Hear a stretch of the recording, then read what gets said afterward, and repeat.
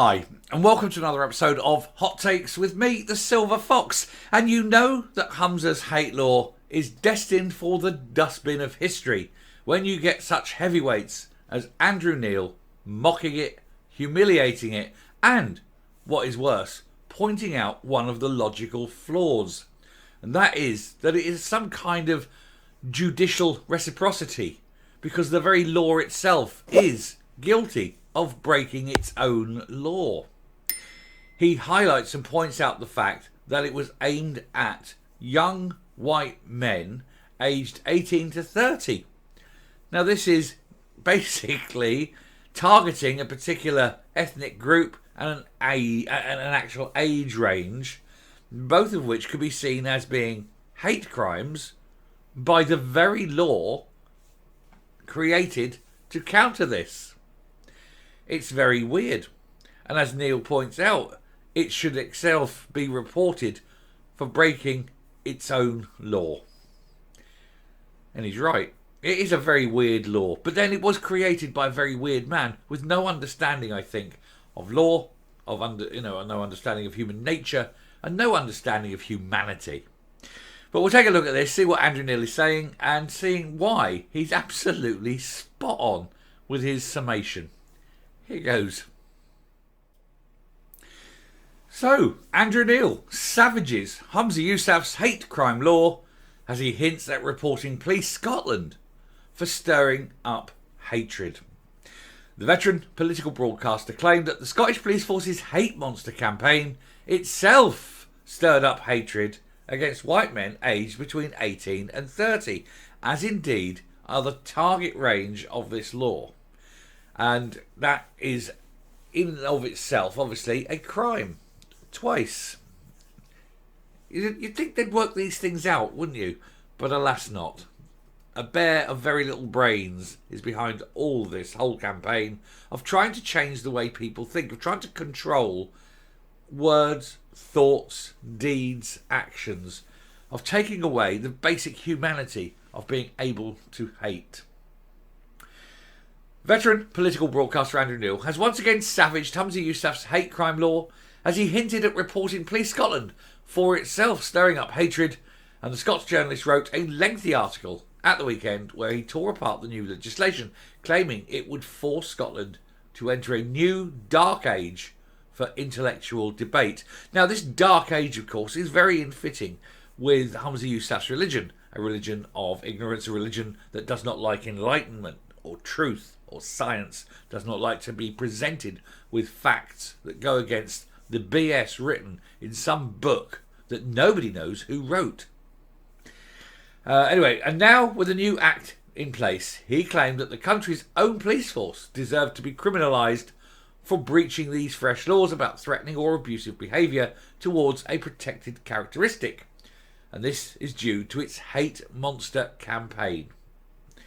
The furry red creature was actually launched last year to crack down on hate crimes, but was brought back to life last month by online critics ahead of the legislation being brought in. It has a Glaswegian accent. Oh, so it's very nationalist and regionalist. With the advertising campaign claiming that hate is mainly found within white men aged 18 to 30. So you're going to pick a particular ethnic group and you're going to pick a particular age range. So race and age, both are of course protected characteristics. And so Police Scotland have been guilty and continue to be guilty of targeting people based on race and age. That's a hate crime. Mr. Neil took to social media to mock this, while claiming that the police force may have been inadvertently committing a hate crime of its own. He wrote, "Police Scotland says the hate monster is most likely to lurk in young men with deep-rooted feelings of being socially and economically disadvantaged, combined with ideas about white male entitlement. It sounds to me quite hateful, insulting and abusive about a section of society which doesn't have much going for it. Can I report Police Scotland to Police Scotland under the new Hate Crime Act?" Section 4 would seem to cover it. And he's absolutely right. And we're going to have a look at what Section 4 is here. But he is right. It is hateful, literally, because of what it is, who it targets, and the very essence of what the message is. Section 4 covers stirring up hatred with the official legislation revealing that someone would be committing a crime if they behave in a manner that a reasonable person would consider to be threatening, abusive or insulting. Well, yes, I think it's very insulting to white people and to people aged 18 to 30. This can also include communicating, with example, online post or text, material that a reasonable person would consider to be threatening, abusive or insulting about a person or a group of people. And that's bang on, isn't it? Absolutely bang on. Because you're seeing these things and you go, yes, I'm white and I find that objectionable. Why are you targeting white people with hate? Are black people not capable of hate? Are brown people not capable of hate? You know? Is it just white people? Seems very weird that you're targeting white people. Anyway, these protected characteristics are disability, religion, sexual orientation, age, transgender identity and variation in sex characteristics. Not sex itself though, and as I've pointed out several times, that's because if sex was a protected characteristic, it would therefore be allowable to keep men out of women's changing rooms.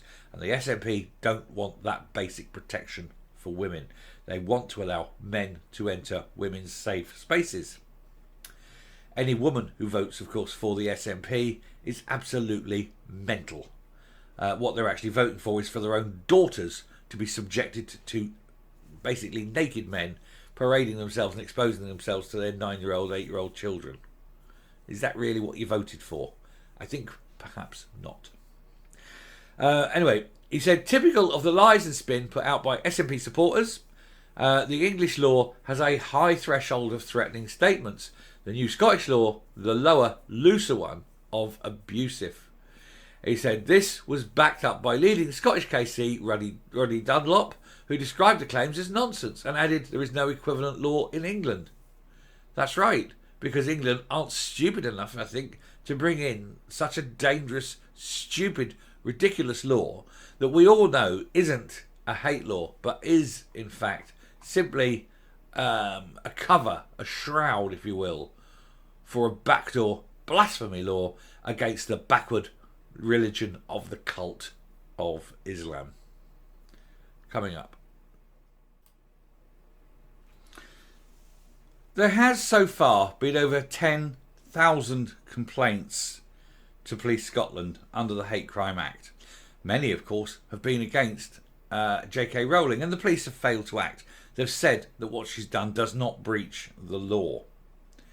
That must really upset the woke wankerati that thought that they could use this law to try and silence people like J.K. They won't. And they won't silence people like me either. They won't silence me because I don't exist within Scotland. I live outside. What they may do is stifle criticism, cause debate to be mocked and ridiculed, disallow people to express free thoughts for fear of imprisonment. When you're living in a society where people's thoughts are policed, monitored and punished, that is not a free and open society. It is a dictatorship. And Andrew Neil has nailed it. And this actual hate law itself is ridiculous, wrong, iniquitous and morally reprehensible. Do you really want to live in a world where facts cannot be stated because it hurts somebody's feelings? I think that's the wrong sort of world. Thank you very much for watching. Do please hit the subscribe button, ring the bell, and I will be back later. Bye.